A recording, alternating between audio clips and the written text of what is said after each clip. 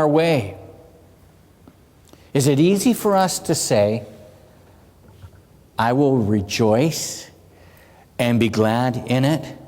One optimistic person put it this way: if you woke up this morning and didn't find your name in the obituaries, be glad. It's a great day.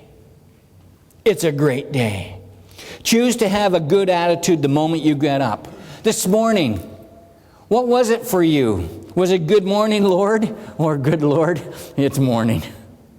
It's an attitude. It's a choice. It's the things that we need to have in our lives. A good attitude is a choice, despite the circumstances. You've heard me say this many times. Two men met on a road one day. The first guy says to the second guy, he says, "How are you today?" The second guy says, "Well, I'm not bad under the circumstances." To which the first guy replied, "Well, what are you doing under there?" We need to live above our circumstances. It's a choice. Too many times we spend time on spilt milk items in our lives. We fret over things that we cannot change.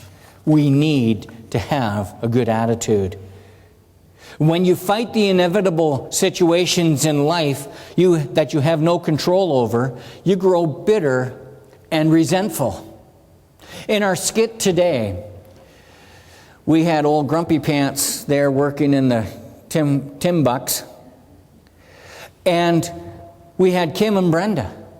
Kim had learned long ago that she wasn't going to allow the attitudes of other people, the circumstances that she found herself in, to control it. Brenda was still learning that. She was still learning that in the skit, and was allowing other things, spilt milk items, things you have control over. You do not need to let others control you. It sort of looks like we're heading for a federal election come this spring. All of the parties represented in this country, and of all of the parties represented in this country, there's one that gets very little airtime. Yet it has more members nationwide than all the other members and all the other parties combined. You know what it's called? It's called the pity party. Right across this nation, we have people who have signed up for the pity party. The membership is quite simple. You just have to hang on to past hurts and keep looking backward. Lots of people do that, don't they? They say, "Well, I would be a far greater Christian, Pastor, if this hadn't happened in my life. If this hurt hadn't come about. If this weight in my life was removed, I'd be all over it. But you got to hear my story." And we get the pity party. And we get the whining and the crying that goes along with all of the past hurts. Just get over it. It sounds simple, but just get over it. Say, "I'm not going to look backwards anymore." You know what happens when you look backward all the time? You have no idea where you're going. You're going to run into things. You're going to miss opportunities that come your way if all you ever do is just hang on to those old hurts, those old things that just go on all the time. Allow me to talk to you about vultures and hummingbirds this morning. Both the hummingbird and the vulture fly over the desert. All vultures see is rotting meat because that's what they're looking for. They thrive on that diet. But hummingbirds ignore the smelly flesh of dead animals. Instead, they look for the colorful blossom of desert plants. The vultures live on what was. They live on the past. They fill themselves with what is dead and gone. But hummingbirds live on what is. They seek new life. They fill themselves with freshness and life. Each bird finds what it's looking for. We all do. We all do. You can find something wrong in every situation if that's what you're looking for.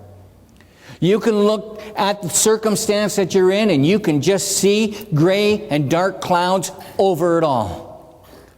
That's what you're looking for.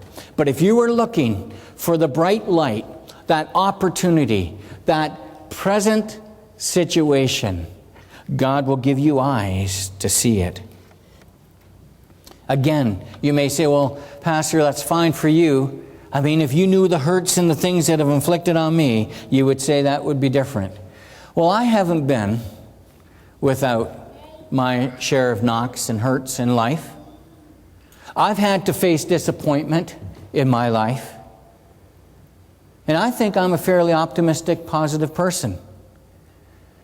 And it's not because I've chosen to have rose-colored glasses and look through things just not in a real way. I mean, I've suffered the loss of loved ones. When I was 10 years old, my brother was killed suddenly in a trucking accident. He trucked for Wallenstein Feed and Supply. When I was a little bit older, my father was tragically killed in a farm accident. I lost grandparents. I've suffered that pain. I was inflicted very young with a disease in my hip called Legg-Perthes disease. It affected me terribly for many, many years. Oh, they operated, but I was never fully functioning, couldn't fully operate. Many of you remember the limp I had not many years ago. But you know what? I got a new hip several years ago, and it's been the best thing that's ever happened. I like how Christine Baker puts it. She says, you know what, Pastor, you're our new hip pastor in this town. I like that. That's optimism. That's taking it. It's not without its share of hurts in lives, but it's what you do with it that matters.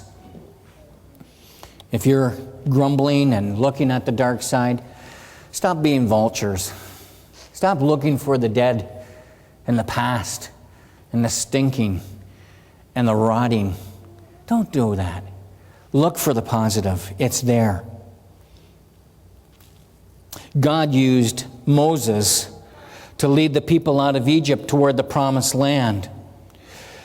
And you do not need to allow those hurts from the past to affect you today. The things that have happened. God used Moses. Think about this.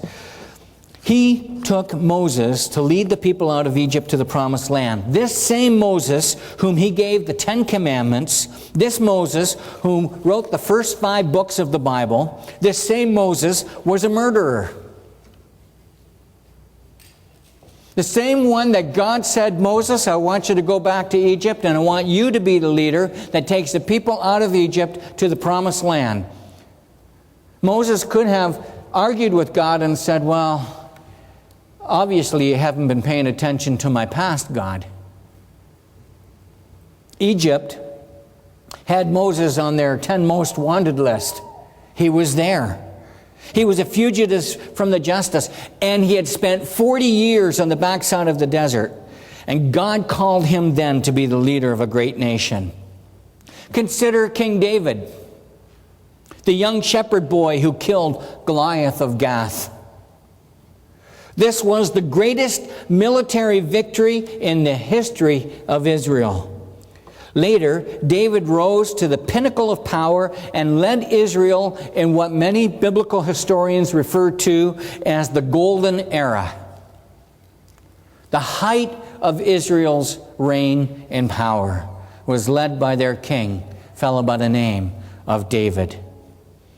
But remember this, David committed adultery with Bathsheba and murdered her husband in cold blood.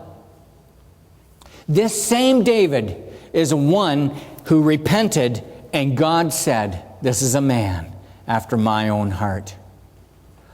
Wow. So, you murdered anybody? You committed adultery with anybody?